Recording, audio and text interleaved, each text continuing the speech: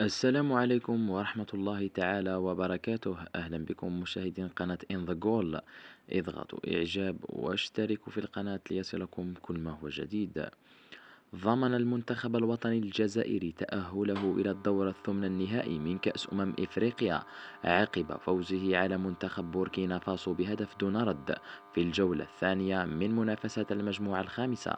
وجمع محاربو الصحراء 6 نقاط من مباراتين ليضمنوا صدارة المجموعة الخامسة. يليهم منتخب بوركينا فاسو والسودان ب3 نقاط لكل منهما، وغينيا الاستوائية رابعة دون رصيد. وبهذا سيواجه المنتخب الوطني الجزائري أحد المنتخبات التالية، وهي السنغال أو الكونغو أو البنين. عفوا، البنين ستواجه فقد بينت الأمسية اليوم ستواجه المغرب، بينما سننتظر السنغال أو الكونغو في الثمن النهائي كأس إفريقيا.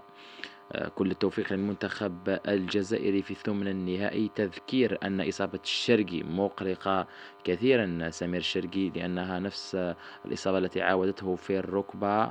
وجوان حجام سيركن للراحة وسننتظره في مباراة الثمن النهائي. شكرا لكم، انتظروني في الفيديوهات القادمة.